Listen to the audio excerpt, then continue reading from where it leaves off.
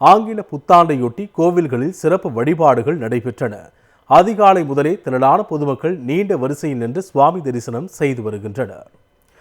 ஆங்கில புத்தாண்டையொட்டி தமிழ்நாட்டில் உள்ள அனைத்து கோவில்களிலும் பொதுமக்கள் சிறப்பு வழிபாடு நடத்தி வருகின்றனர். நீண்ட வரிசையில் நின்று சுவாமி தரிசனம் செய்து வருகின்றனர். சென்னை தியாகராய நகரில் உள்ள திருப்பதி வெங்கடாஜலபதி கோவிலில் அதிகாலையில் நடை திறக்கப்பட்டு சிறப்பு பூஜைகள் நடைபெற்றன. பொதுமக்கள் நீண்ட வரிசையில் நின்று சுவாமி தரிசனம் செய்தனர்.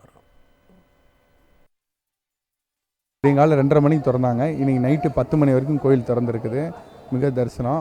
மக்கள் எல்லாருமே சந்தோஷத்தோட சாமியை தரிசனம் பண்ணி திறப்பட போகிறாங்க. அனைவருக்கும் ஆங்கில புத்தாண்டு நல்வாழ்த்துக்கள். ஏர்லி மார்னிங்கே கிளம்பி வந்துட்டோம்.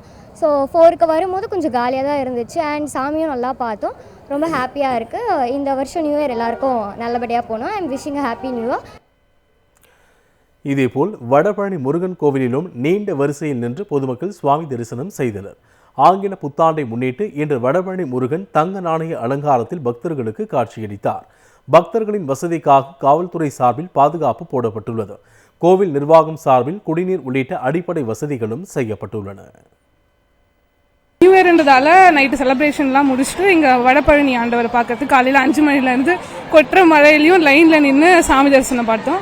இந்த வருஷம் எல்லாருக்கும் நல்லா அமையணும்னு வேண்டிக்கணும். 2:30 மணி நேரம் மழையில் நின்று பார்த்தாலும் நல்ல தரிசனம் நின்று பார்க்க வச்சாங்க. அதுவும் போலீஸ் எல்லாமே எங்கே கூட்டம் சேர்ந்தாலும் கரெக்டாக பிரித்து விட்டு இப்படி போங்க கூட்டம் சேராதீங்க அந்த மாதிரி எல்லாம் பண்ணியிருக்காங்க. எல்லாமே நல்லா இருக்கு. 2 மணி நேரம் வெயிட் பண்ணி சாமி பார்த்ததுக்கு ஒர்த்துங்கிற மாதிரி நல்லாவே தரிசனம் கிடைச்சிது.